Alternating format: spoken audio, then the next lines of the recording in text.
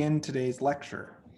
Okay, so when we last left off, we discussed this idea of taking alcohols and using alcohol and modifying alcohols to install other nucleophilic functional groups.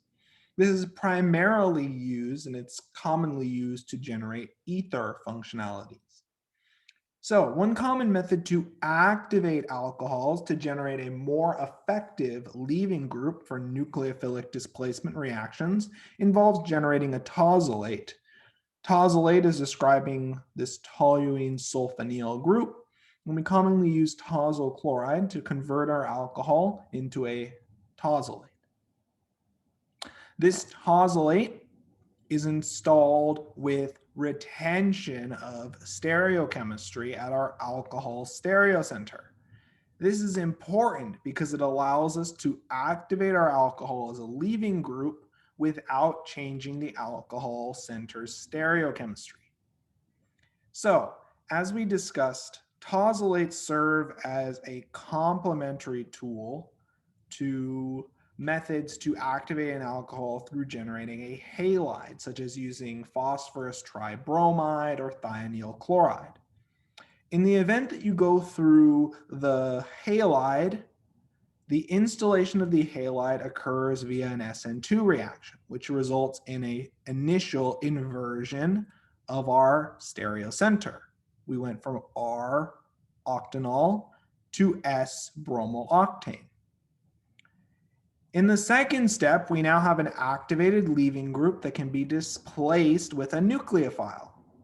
Thus, if we use a nucleophile, such as ethoxide, for example, we can readily displace our leaving group and generate a new product. I'd like you to note that this occurs with a net retention of stereochemistry because we have undergone an initial SN2 to install our halide and a second SN2 reaction to install our nucleophilic functional group. Does that idea make sense? Does that idea make sense?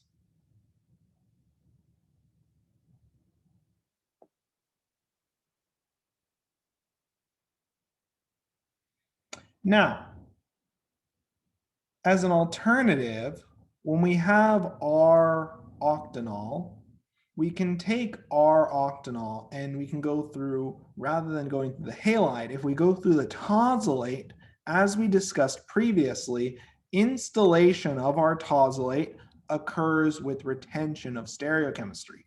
We're forming a bond involving the alcohol oxygen, and the carbon stereocenter is unaffected in this first step.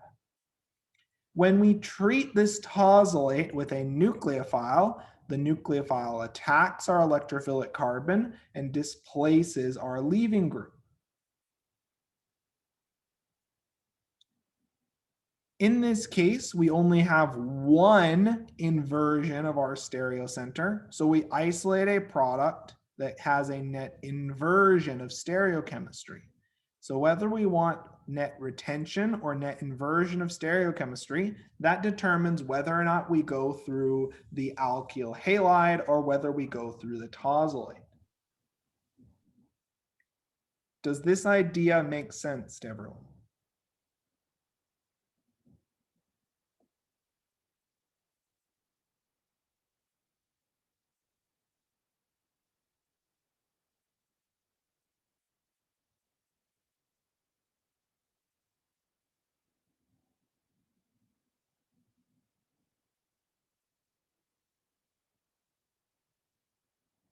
Okay, so now let's try to apply what we've learned to the following example. So in this case, we're asked to predict the product for the following reaction. And I'd like you to note that our initial reactant has a defined stereochemistry. We're starting with a product with a defined stereochemistry and defined configuration at our stereocenter. So let's try to predict the product for this reaction and predict and draw the product after each step in this reaction. And let's pay special attention to the stereocenter. So let's take a few minutes and let's try to predict the product from this reaction. And let's try to draw a mechanism for this reaction.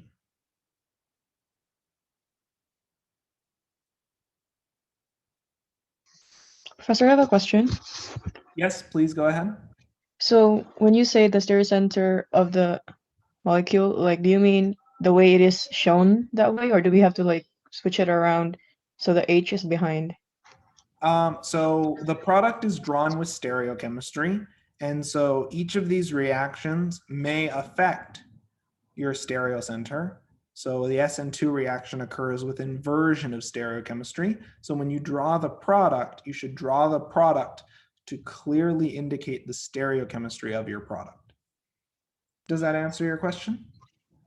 Yes, thank you. Mm-hmm. So let's try to get some responses either in the chat verbally or shared on the class whiteboard. I'd like us to discuss and I'd like us to share annotations for our proposed products from each of these two reaction steps.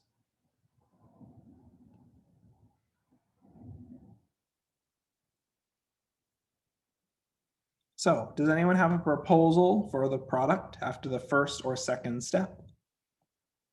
In the first step, we're dealing with typical phosphorus tribromide conditions, which install a halide from our alcohol, and then we're displacing our halide with sodium thiophenolate, which is a common nucleophile.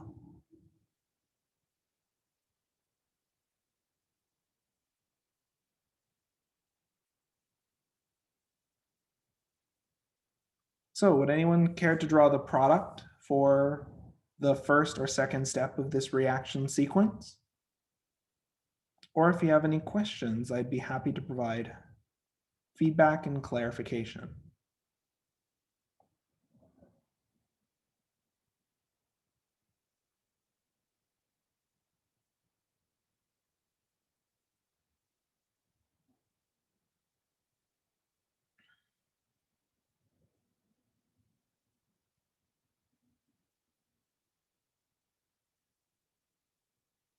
You can also share the name of the product or the stereochemistry of the product.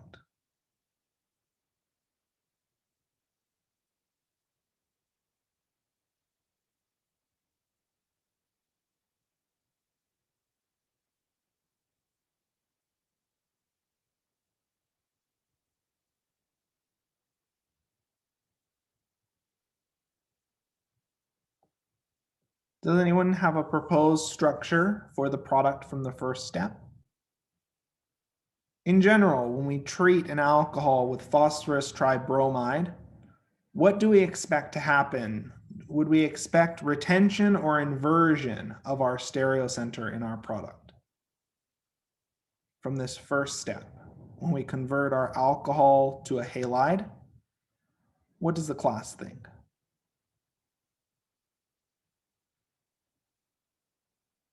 So we have some students mentioning that installation of the halide occurs with inversion. That is correct. So let's draw out that first step then.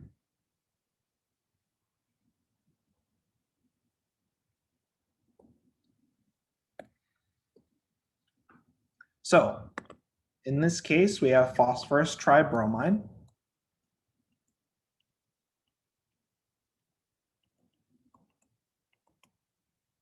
Our alcohol attacks, and we generate this activated leaving group.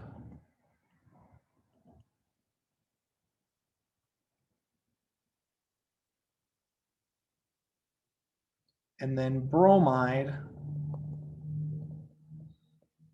is going to attack and displace that leaving group. And this reaction is an SN2 reaction, so it occurs with net inversion of our stereocenter. And you can verify this if you assign the stereochemistry. You'll notice that this first stereocenter is R, and in our product, we have a stereocenter that is S. Does this first step make sense to everyone? Does this first step make sense to everyone? So, would anyone like to propose the product from the second step?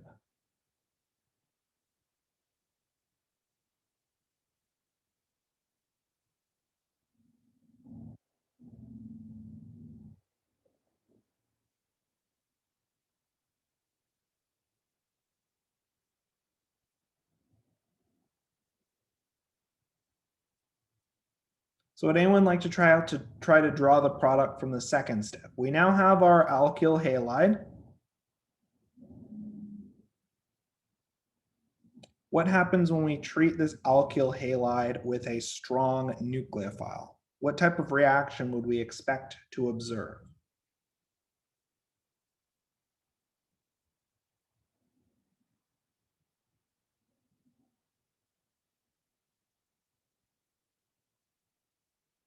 Yep, we'd expect to see another SN2 reaction. In this case, our nucleophile, which is sodium thiophenolate, will attack and displace our leaving group. The SN2 occurs with inversion, and overall, at the end of this two-step process, we see that our product contains our installed nucleophile with a net retention. So that's an important distinction. This two-step process, if we go through the alkyl halide, installs our nucleophile with a net retention. In each step, we have an inversion of stereochemistry. And the student drawing looks perfectly reasonable to showcase the mechanism for this SN2 reaction. Perfect. So let's clear those annotations and let's draw the mechanism. So we have thiophenol, which is a nice, typical, strong nucleophile. And it's not a very good base. So it's going to attack our electrophilic carbon and displace our electrophile. This is another SN2 reaction, and it occurs with inversion of our stereocenter. So in the end, we've generated our product and we've installed our stereocenter, and we've formed a bond with our nucleophile, and this product overall has an R configuration at this stereocenter. And net, at the end of this process, we have net retention of the stereochemistry across these two reaction steps. Does that idea make sense to everyone? How when we go through a halide, we have two subsequent SN2 reactions.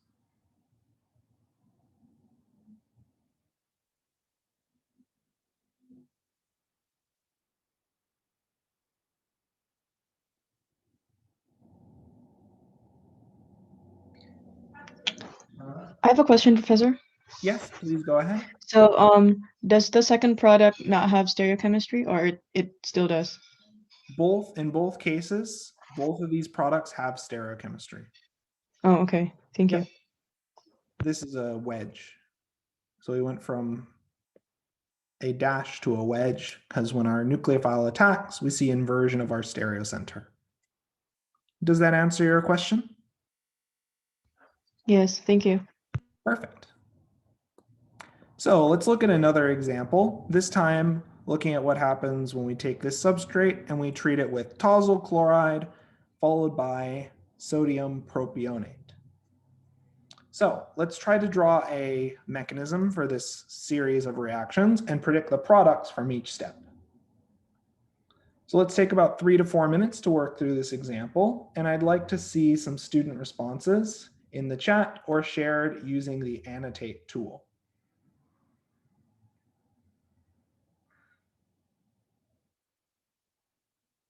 So this time we're dealing with tosylate conditions.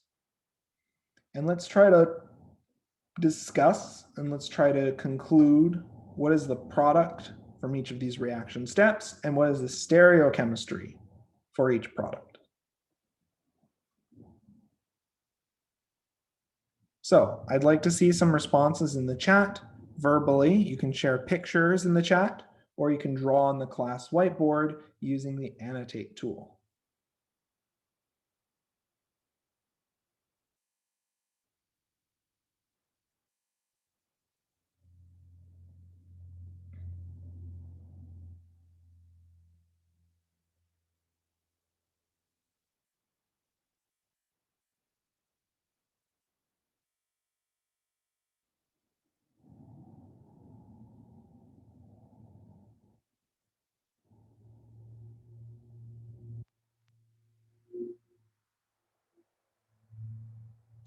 Ideally, or you can abbreviate it using the TOZL abbreviation.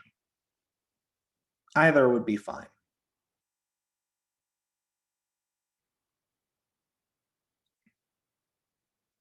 So in the first step, if we treat an alcohol with tosyl chloride and a base, we'll generate the corresponding tosylate.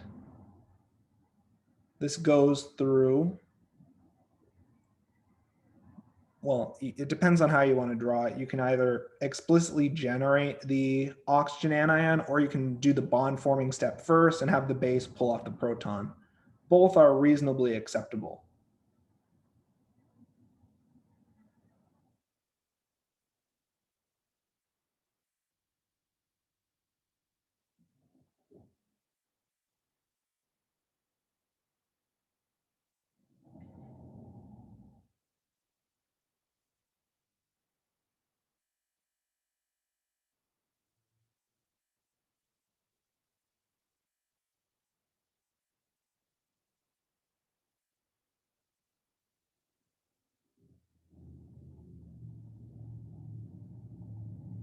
So in this case, we have tosyl chloride. Our alcohol attacks tosyl chloride. We install the tosylate. One thing that I'd like us all to consider is the tosylate installed with retention or inversion. So looking at your mechanism, the tosylate is installed with retention. There's no reaction at our stereocenter. So the tosylate would have the same stereochemistry as your alcohol. And that's the critical feature of tosylates. They allow you to generate a leaving group without disrupting your stereocenter.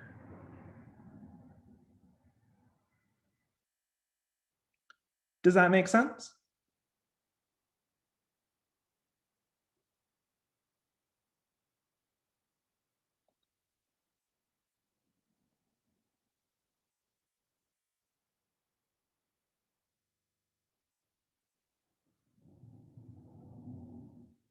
Okay, so let's redraw the first step in this mechanism.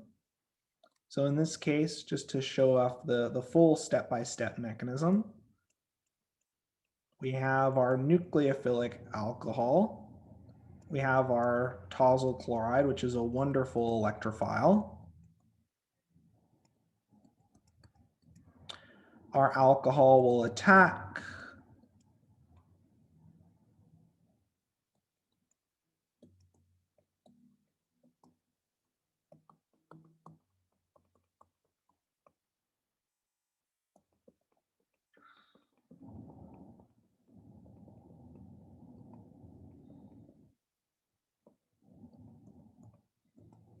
then we are going to kick out our leaving group.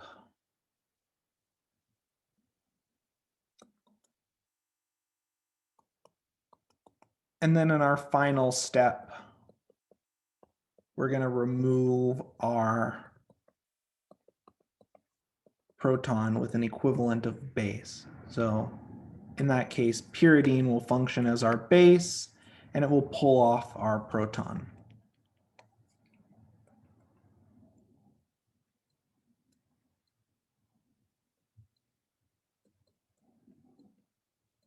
And that in turn allows us to generate our desired product. So we've generated our product, which is our tosylate from the first step. And now that we have this tosylate, I'd like us to draw a mechanism for the second reaction in this sequence. So we have a tosylate, we have our activated leaving group. As we established, installing the tosylate occurs with retention at our alcohol stereocenter.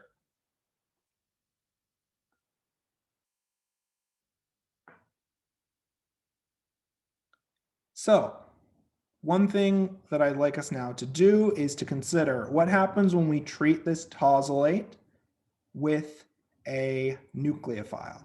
What does our product look like? What's the structure of our product? And what is the stereochemistry of our product? So let's work on this example. And I'd like to see some students draw a proposed mechanism for this second step.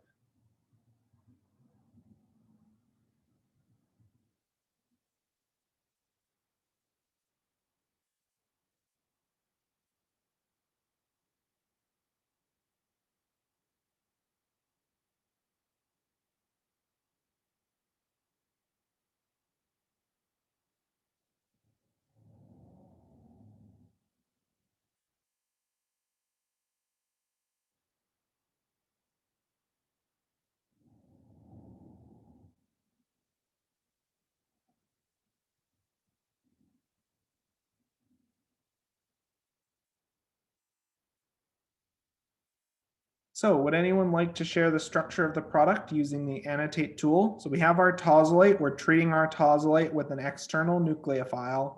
What happens now? What type of reaction are we going to see? And will our product have retention or inversion at the key stereocenter?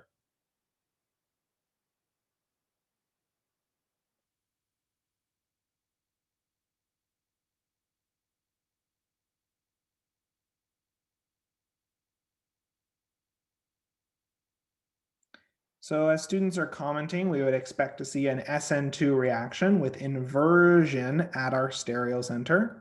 So to showcase that, if we take our tosylate and we treat it with any nucleophile, such as, for example, sodium propionate, our nucleophile will attack our electrophilic carbon. We'll see inversion at our carbon stereocenter. Our tosylate leaves, and we install our nucleophile, which is this propionate fragment, and we've in effect generated an ether. So this is our final product from this two-step sequence. And what I'd like us to note, in our final product at the end of this two-step sequence, have we installed our nucleophile with a net retention or inversion of stereochemistry? Have we installed our nucleophile with a net retention or inversion of stereochemistry? A net inversion. So these two methods yield different stereochemical outcomes. And so these are important complementary methods.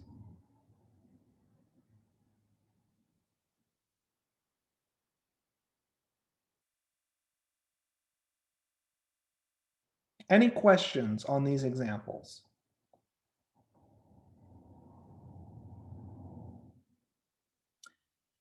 Okay, so let's talk about an alternative pathway. So rather than generating derivatives of alcohols via substitution reactions, let's talk about how we can generate alkenes from alcohols via elimination. So tertiary alcohols are readily dehydrated with acid and THF via an E1 process. So just to showcase that process, if you have tert-butyl alcohol and you treat it with acid,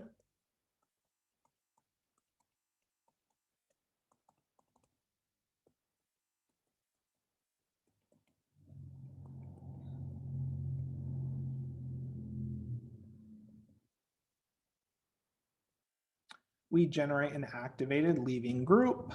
Our leaving group then leaves to make a carbocation, and then an equivalent of base can pull off our proton to eliminate and generate our alkene.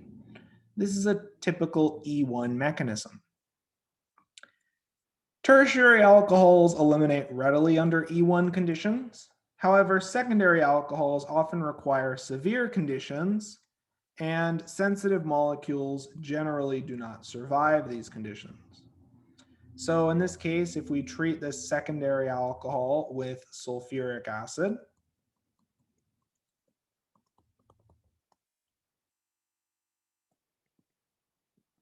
we can protonate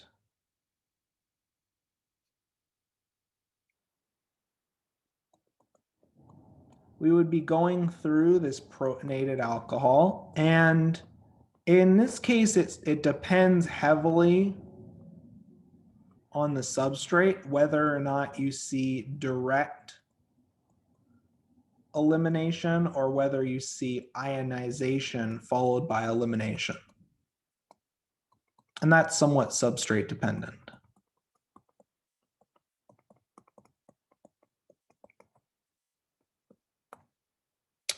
Part of the reason why secondary alcohols require more forcing conditions is if we compare the stability of a tertiary carbocation versus a secondary carbocation, which type of carbocation is more stable?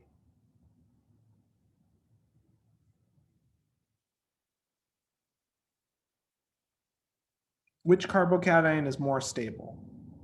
Tertiary, by far. It's easier to generate the tertiary carbocation, and as a result, the rate limiting step for elimination has a lower barrier, so elimination occurs more readily for tertiary alcohols. Secondary alcohols, the carbocation is less stable, larger activation barrier, slower reaction that requires more forcing conditions.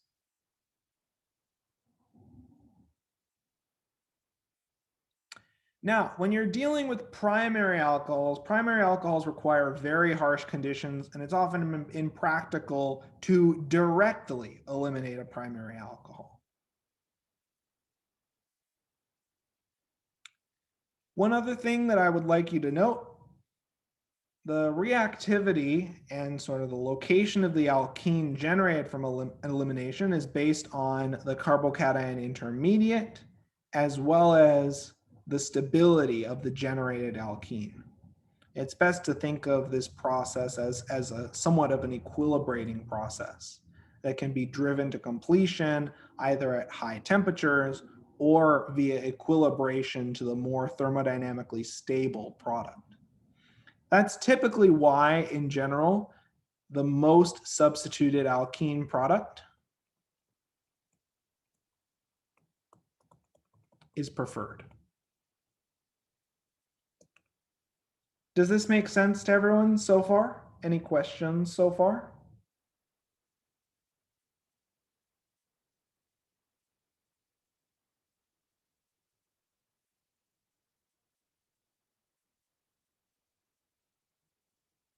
Okay, so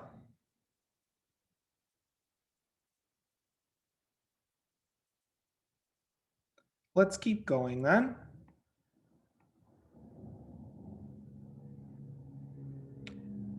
Let's review the E1 mechanism for a moment, just to discuss the key features of the E1 mechanism. First, the leaving group leaves to form a carbocation. This is the rate limiting step. This is also the first step in the SN1 reaction. So a major byproduct of many E1 reactions are SN1 byproducts. After we generate our carbocation, a proton is eliminated to generate our alkene. As we can see, our rate limiting step is carbocation formation, so the rate of elimination is proportional to carbocation stability. Any questions on the E1 mechanism?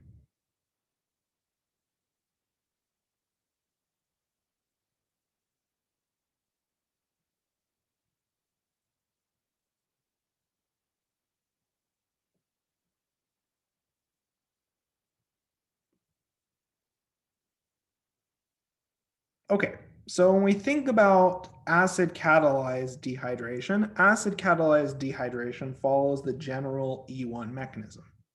First, our alcohol is protonated to generate an activated leaving group. You can also use a Lewis acid, such as aluminum trichloride, or other coordinating Lewis acids, such as BF3, to activate your alcohol. Either Lewis or Bronsted activation is suitable. Next, your leaving group of H3O. So more correctly, I would describe it as H2O. Just water leaves to generate a carbocation. And then finally, a proton is removed by solvent or water, and an alkene is formed.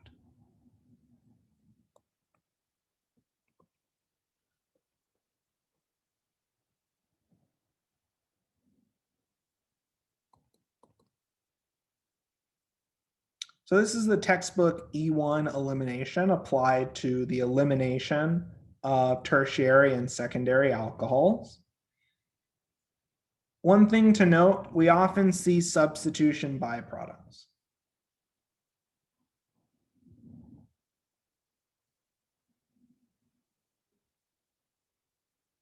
Does this mechanism make sense to everyone?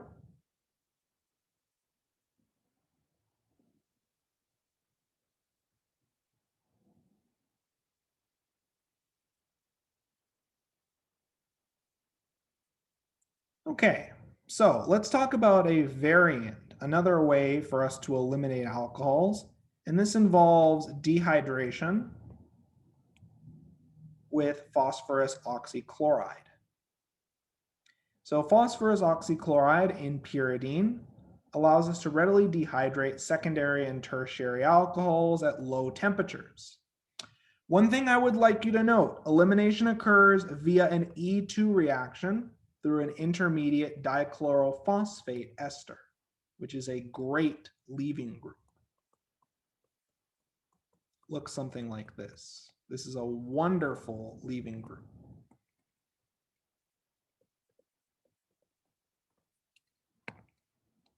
Okay, so what is the exact mechanism for this elimination? We discussed it's an E2 reaction. So let's remind ourselves about the mechanism and more importantly, the stereospecificity for the E2 reaction. So the E2 reaction is stereospecific and requires an anti-periplanar arrangement of the proton and leaving group. So the E2 reaction involves a concerted transfer of a proton to a strong base and then departure of our leaving group. The alkene is formed in a single step. And as we notice, our proton and our leaving group are anti-periplanar. This is a unique geometric requirement of the E2 reaction that in turn allows us to generate a defined product stereochemistry. This is important because it gives us a way to eliminate alcohols to generate alkenes with a defined geometry. When viewed from a Newman projection perspective, as you notice, our hydrogen and our leaving group are arranged anti-periplanar. And when you're talking about cyclic systems, this anti-periplanar arrangement is also described as transdiaxial. So this is a required relative arrangement of your proton and leaving group required for E2 elimination. If this geometric requirement is not met, the E2 reaction will not occur. So these conditions are fundamentally different than the acid catalyzed conditions because they are stereospecific and they have geometric constraints.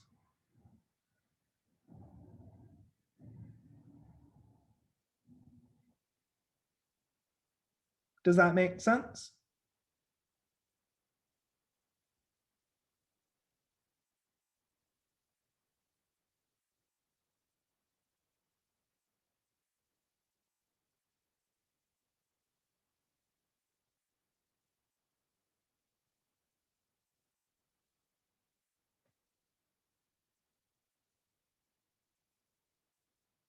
Okay, so as expected, tertiary alcohols are more reactive.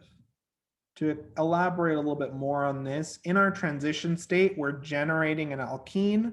So the stability of our product alkene and the characteristics in terms of substitution of our product alkene influences and can be used to estimate the relative energy of our transition state. The more substitute our alkene, the lower in energy our transition state, the lower the activation barrier, and the faster the rate of E2 reaction. That's why in general, in terms of rates of reactivity, tertiary alcohols undergo elimination via E2 mechanisms with the fastest reaction rate.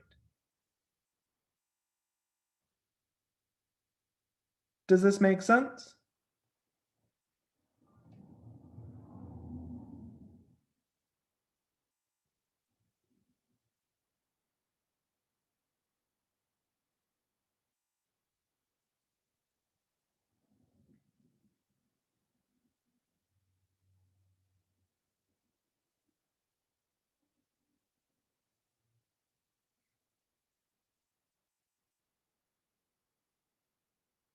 Okay, so let's look at the full mechanism for dehydration of alcohols with phosphorus oxychloride.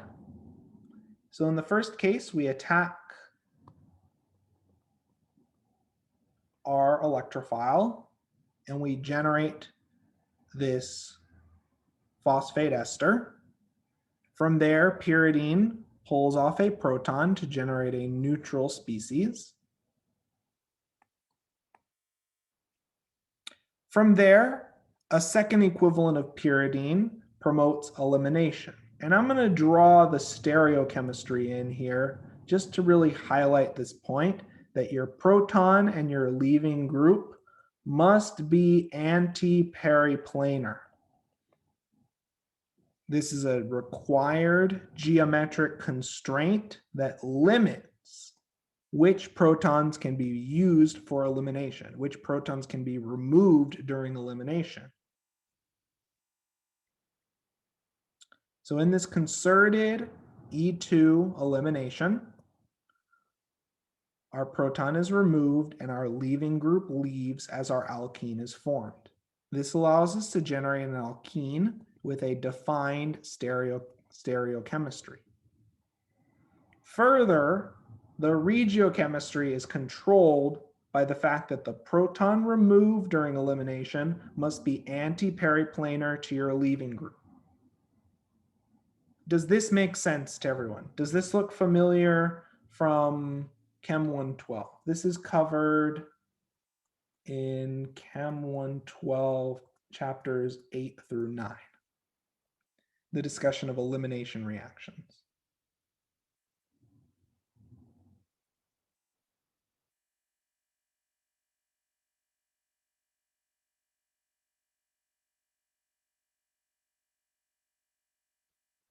One thing that I would like you to note is that if a hindered base is used, such as diisopropylamine, other examples of hindered bases include T-butoxide. Other hindered bases would be DBU, which is a highly substituted heterocyclic amine. In all of these cases, rather than to try to pull off our more hindered protons on our secondary carbons in the ring, we'll pull off the least hindered proton, which are that on the primary carbons. So if we generate our phosphate ester,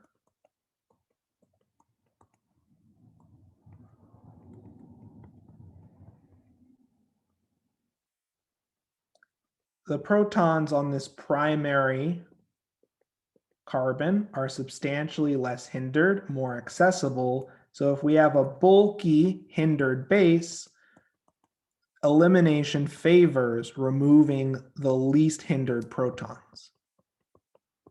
So this allows us to generate exocyclic alkenes very easily. So depending on your choice of base, you can not only get regio control based on the anti-periplanar arrangement of your proton and leaving group, You can also get regio control for the least substituted alkene as you pull off and you deprotonate the least hindered proton. Does this make sense to everyone? Any questions on this idea?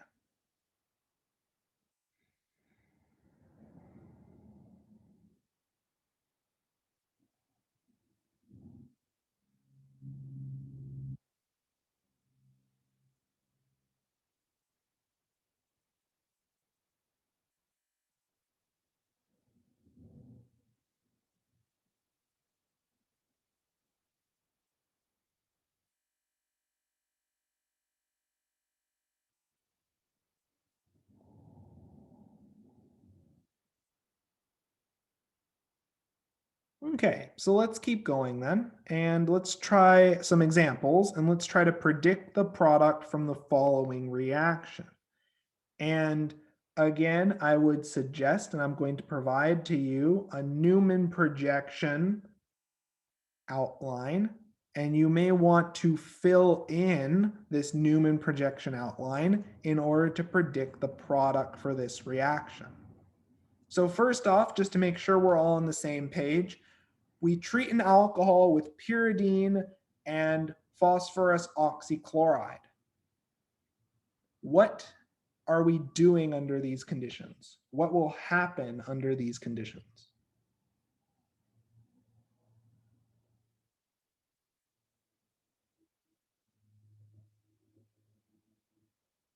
An E2 reaction, yep. And because the E2 reaction requires an anti-periplanar arrangement of our proton and our leaving group, when we deal with an acyclic system, just like the Newman projections I showed you earlier in this chapter, we're going to need to draw out a Newman projection to predict the geometry and predict the arrangement for our product. Does that idea make sense to everyone?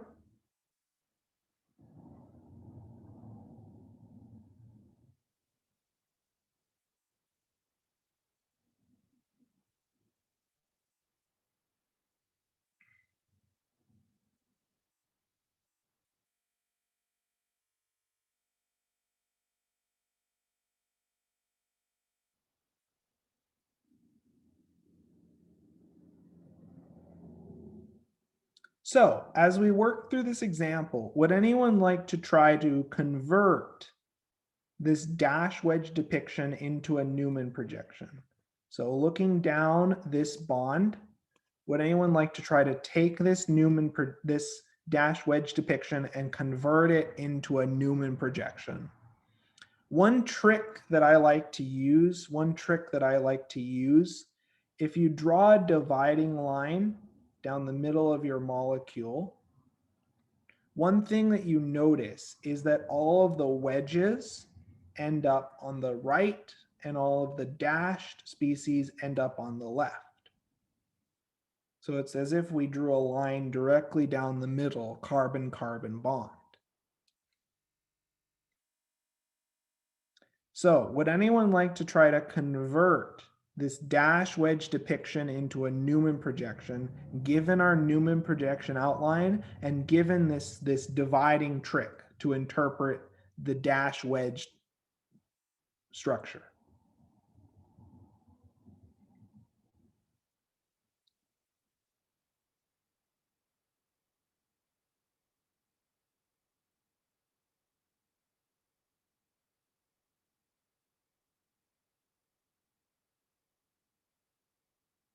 So don't be shy to share your proposed responses using the annotate tool. Okay, yep. So we're drawing the alcohol on the right. Yep. Drawing the hydrogen on the left. The alkyl group is pointing down.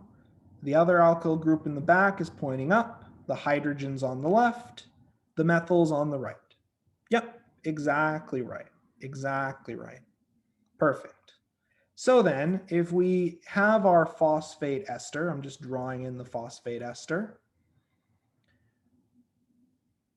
my question to all of you is, which proton is anti-periplanar? Which proton is anti-periplanar?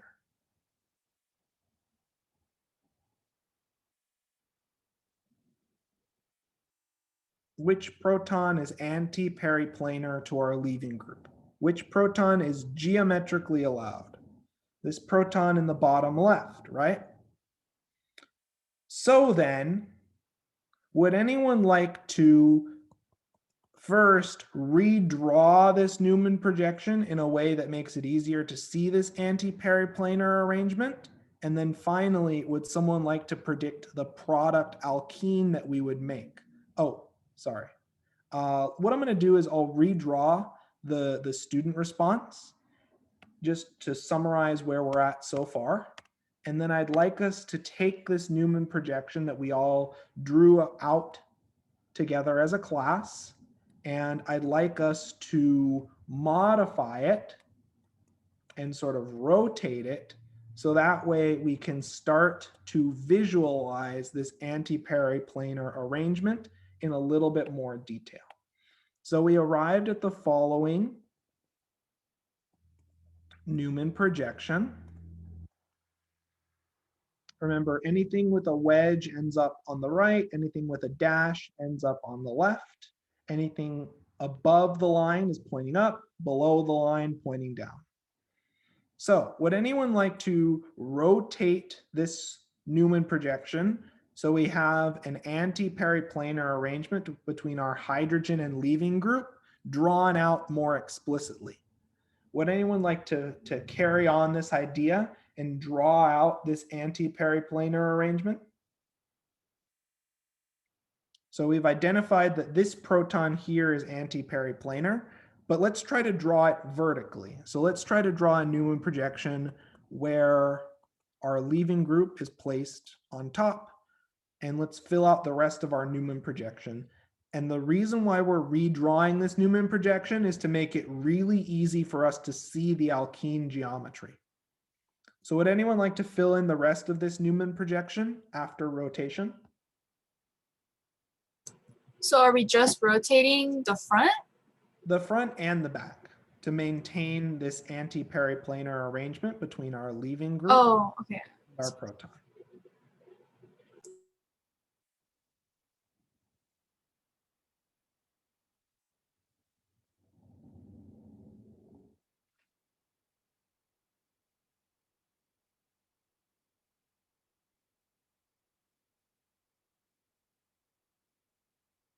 Yep, perfect, perfect.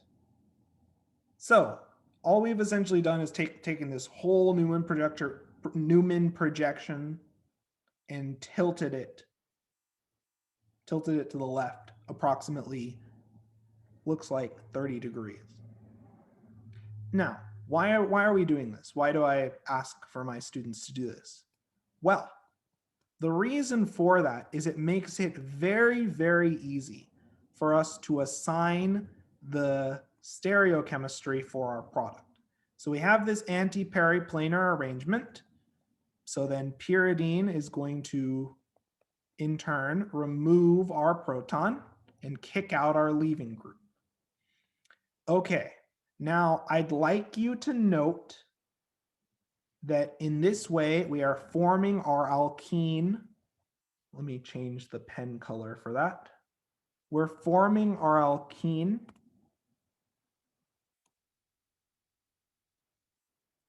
here. So we're forming our alkene for the carbon-carbon bond that we're looking down our Newman projection. So then anything that is on the same side of our Newman projection will end up on the same side when we draw our alkene. So these two methyl groups will be on the right, and this hydrogen in this ethyl group will be on the left. So this makes it really easy to draw out our alkene, because all I have to do is draw my methyl groups on the right and draw my ethyl and hydrogen on the left. And so this is equivalent to the following product.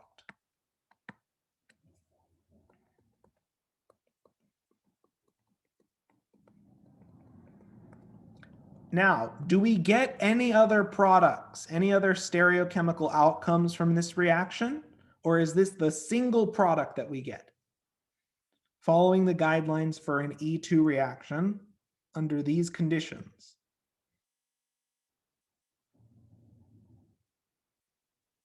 do we get any other notable products? Any other alkene geometries? Or is this the only product that we get out from this sequence? What does the class think? The E2 reaction is stereospecific. So in turn, we get only a single product from this mechanism, because this is the most substituted alkene we can generate, and this is the only product that can be formed while satisfying our geometric requirements of an anti-periplanar arrangement of our hydrogen, our proton that we're removing, and our leaving group. Does this example make sense to everyone? So I'm just kind of confused on the point of redrawing it. Like, was that like you didn't rotate anything, you just redrew it? Yep, but I rotated the entire Newman projection display so it's easier for you to see how when we form the alkene, what groups are on the right, what groups are on the left. Okay, but you didn't like rotate the bond. No, no bonds were rotated, Okay. just the entire display. Okay. I mean, you can also use the dividing line trick and circle all of the substituents on the same side of the dividing line. That also works. But I find it's easier to see when you show the vertical view, because then it's very clear what substituents are on what side of the alkene. Does that make sense? Yeah, thank you. Perfect. I have a question. Yep, please go ahead.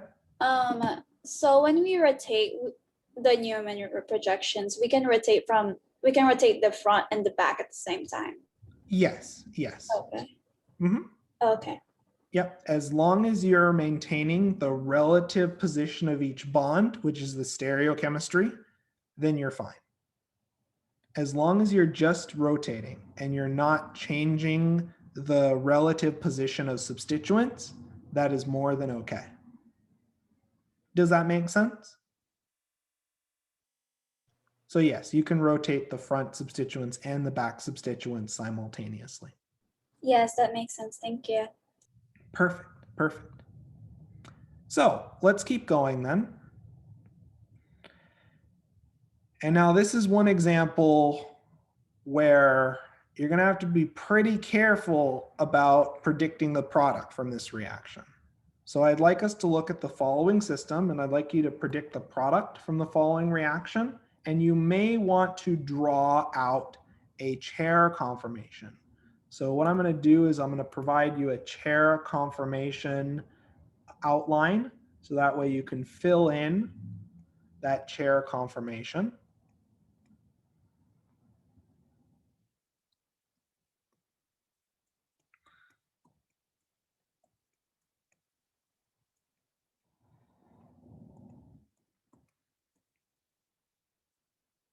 Okay, so we're treating this secondary alcohol with pyridine and phosphorus oxychloride.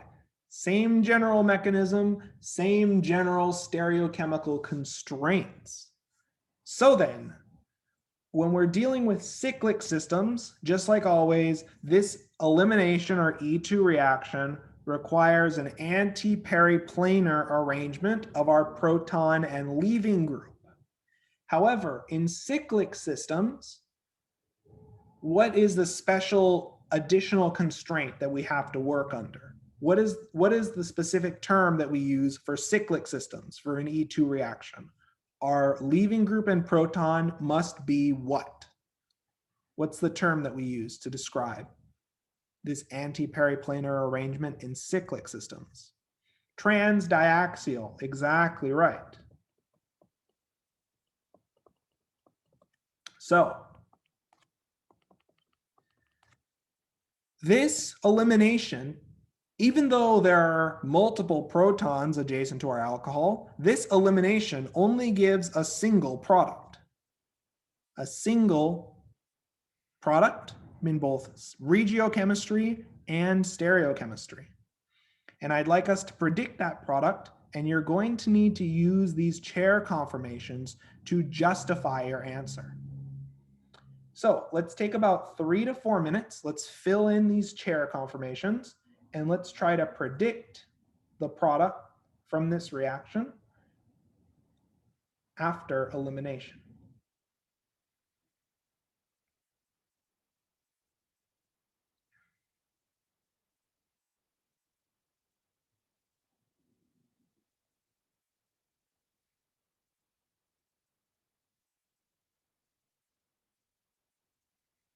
Would anyone like to try and fill in this diagram? Would anyone like to try to draw a structure for the product from this reaction? To help students convey their responses in the chat, would we expect proton A or proton B to be the most reactive under these conditions? A. So there's a lot of contention here. I have a lot of students typing B, and I have some students typing A. For each of these two camps, I wouldn't necessarily say that disagreement is, I wouldn't necessarily say that consensus is a sign of the correct response either.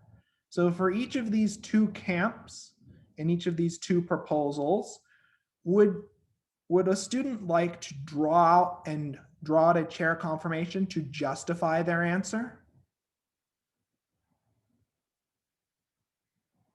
Would anyone like to try to support their argument with a chair conformation?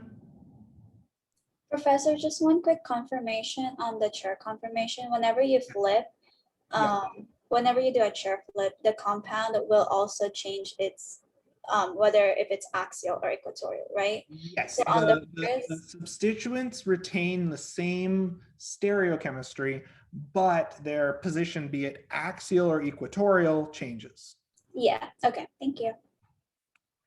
And remember, in a chair flip, carbon 1 moves. Well, not moves, but where carbon 1 is drawn changes. So would anyone like to fill in this chair conformation? And let's just arbitrarily pick this as our carbon 1, just so we have a common reference.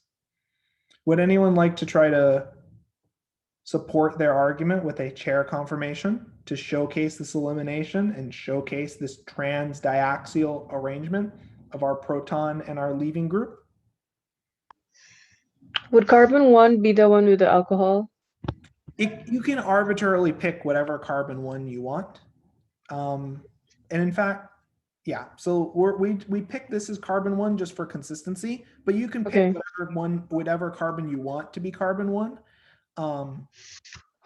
It would give the same end result. Your chair conformations would just look a little bit different. If you'd want to draw out another chair conformation, there's space on the side on the right, and there's also space provided on the class whiteboard if you'd like to draw another chair conformation with a slightly different carbon labeling. I just arbitrarily picked that as carbon 1, just so that way we can have some consistency between the structures drawn in our discussion. So we have some students commenting with pictures of their chair conformations that they suspect that proton A is going to be readily removed under these conditions, and that proton A is actually more reactive. So looking at what the student has drawn currently, since we're interested in the arrangement and the relative arrangement of our proton and leaving group, would you be able to draw out your protons for this structure? Would you be able to draw out your protons? So you drew the substituents. Would you be able to add the protons just so that way we can see the most important part? Okay.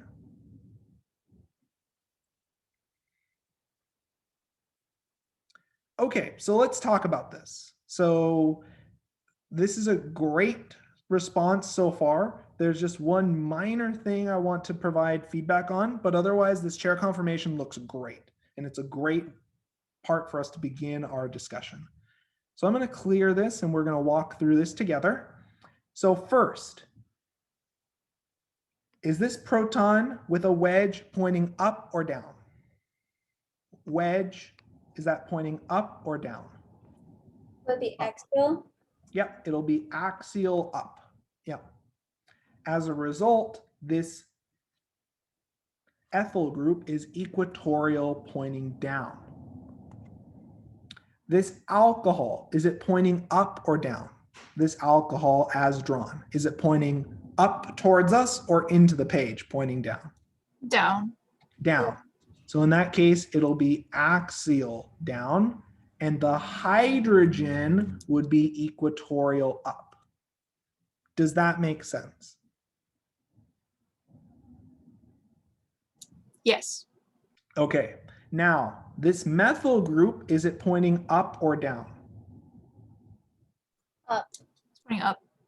Now, one thing that was a little odd is that it was the methyl was drawn equatorial and then you drew the hydrogen equatorial down. That's the only thing that was off in the drawing, but otherwise it was fine.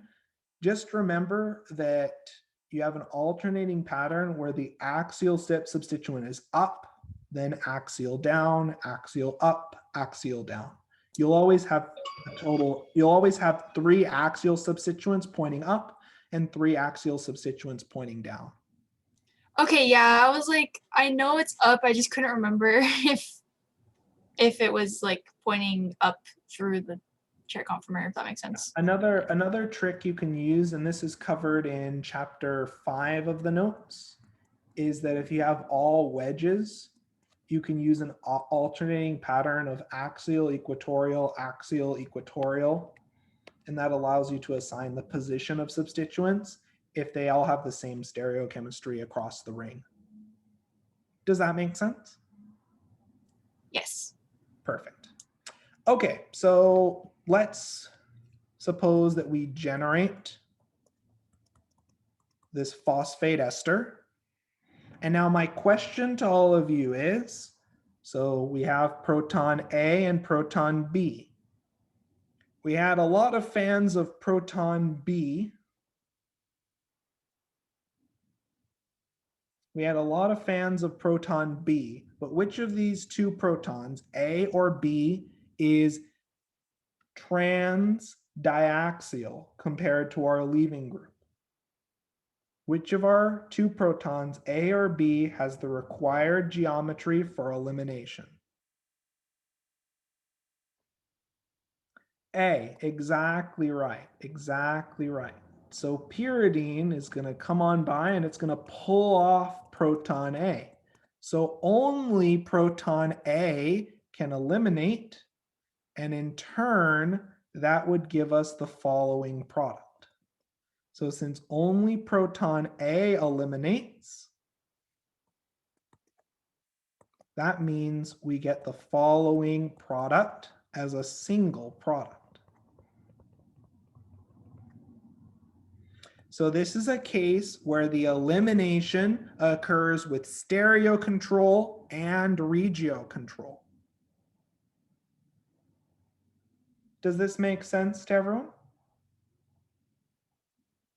Does everyone understand the logical steps necessary to predict the product? Does everyone understand the steps to predict the product for these elimination reactions? Does this process make sense?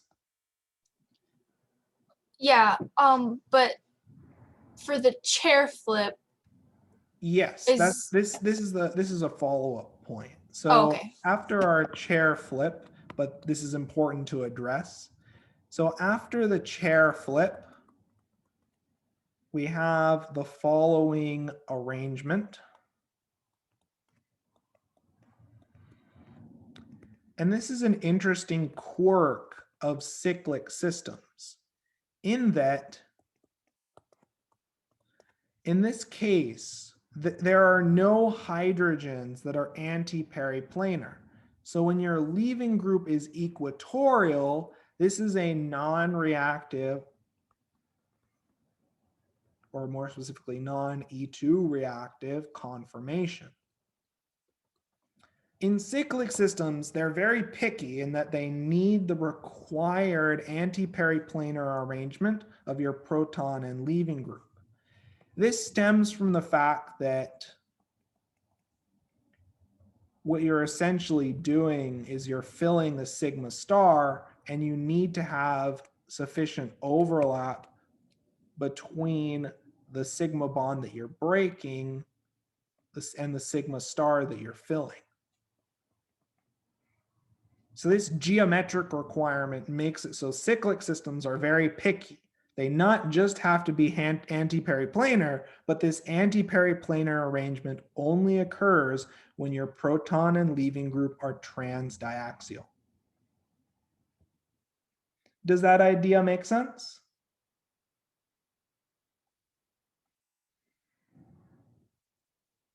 So you said that like when the leaving group is equatorial, but did you just mean that if it was like, oh, what is it? Syn to the leaving group or syn to the proton? No, in this case, this second conformation, when our leaving group is equatorial, this doesn't react efficiently via E2 mechanisms because there's no required anti-periplanar arrangement of our proton and leaving group. There's no Okay. overlap.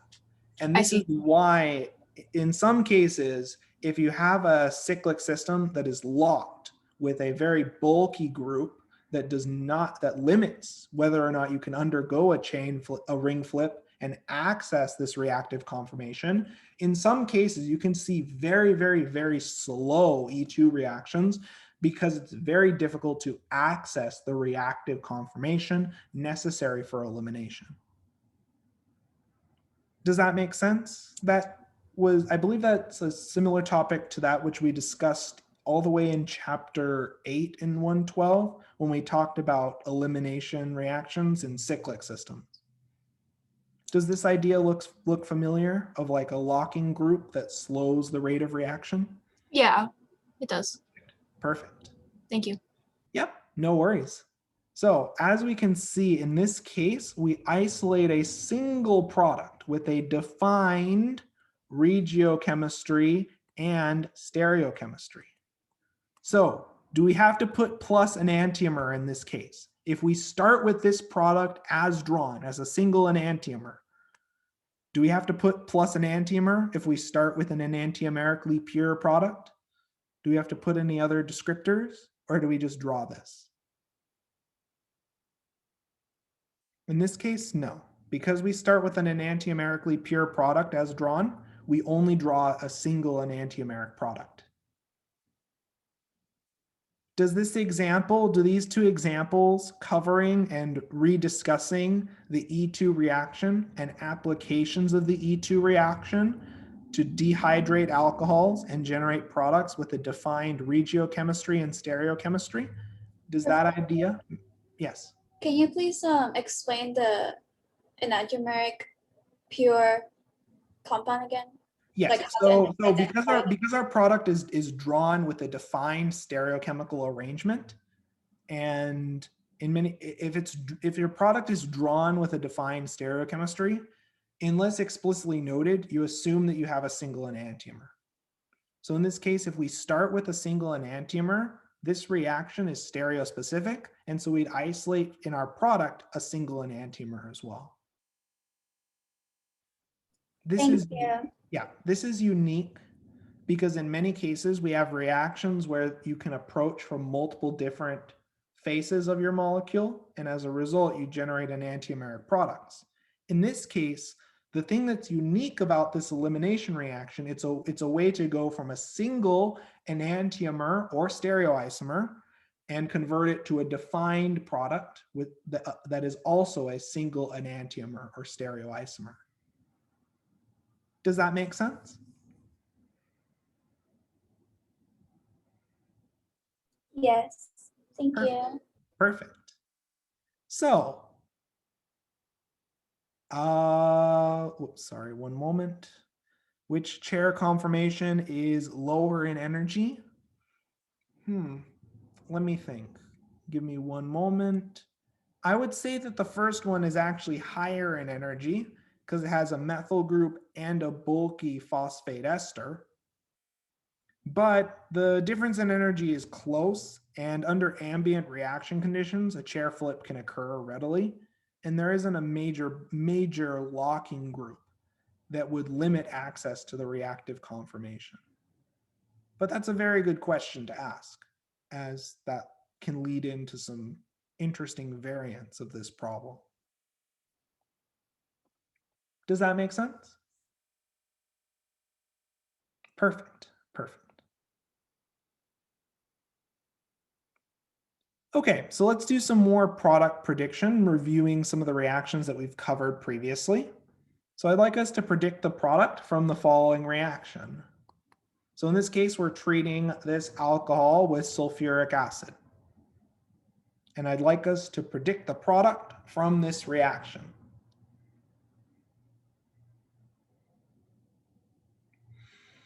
And I'd like to see both major products. And I'd like you to recall that when we're dealing with these acid catalyzed conditions, what type of elimination reaction are we dealing with?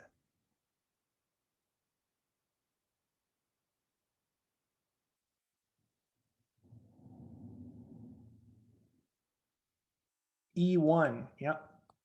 And so we have all of the inherent drawbacks and reactivity associated with carbocation intermediates.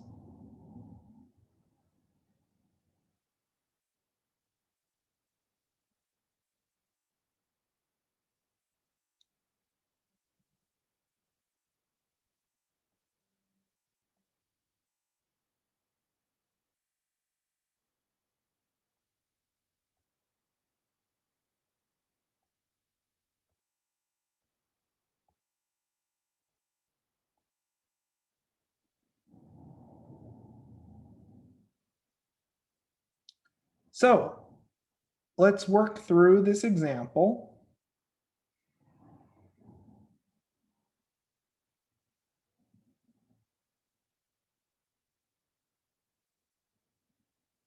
And I'd like us to predict both of the products from this reaction. And so I'd like us to share our responses as either screenshots of our work in the chat, or you can share your responses using the Annotate tool on the class whiteboard.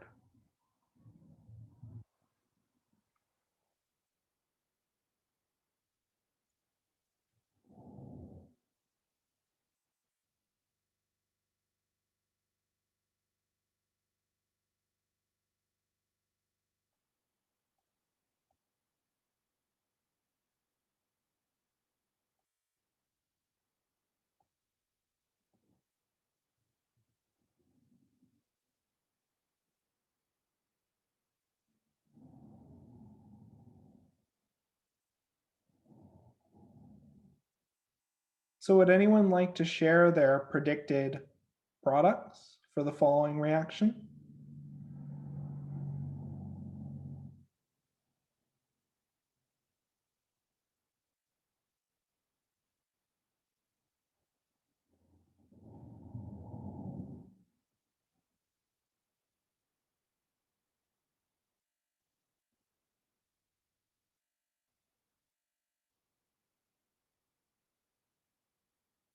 So does anyone have a proposal for the first step? Would anyone like to show us how we get to the textbook carbocation intermediate? So if it's an E1 reaction, we're going through a carbocation intermediate. We have an alcohol and concentrated acid. So given that our alcohol is a basic functional group and we have a strong acid, we can protonate our alcohol.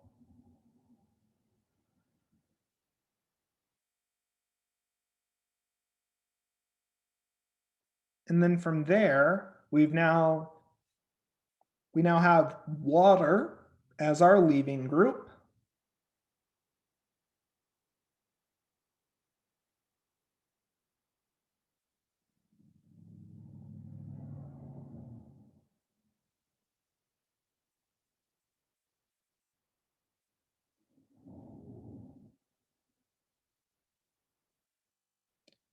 Water then leaves and we get our carbocation. Great. So I'll re-annotate the student response just so that way we have a shared view on the class whiteboard.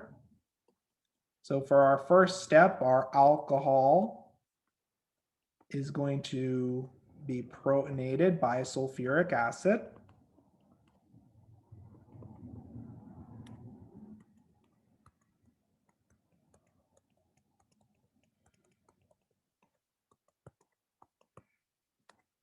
From there, water will leave and we get a carbocation. Now, what's a problem with having a carbocation here? Will we just get elimination? Will we just get elimination here?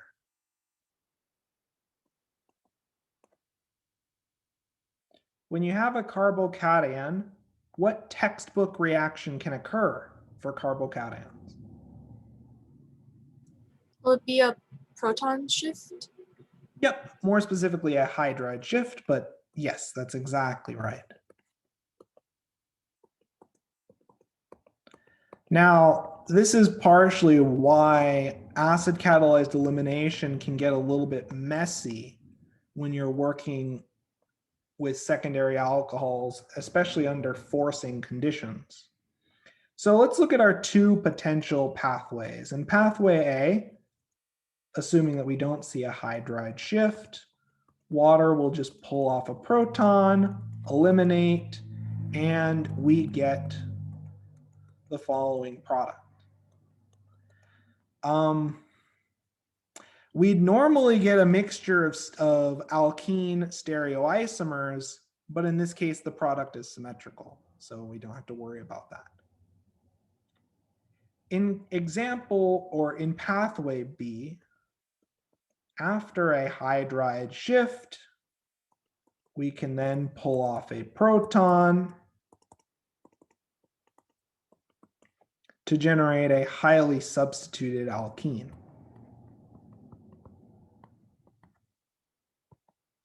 So these are the two possible products that we get as a mixture.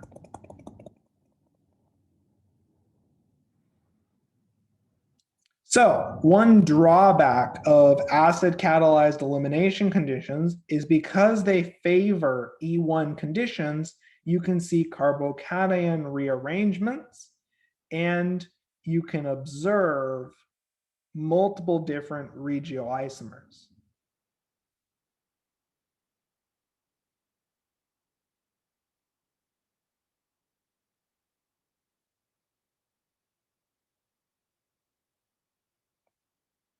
Does this make sense to everyone?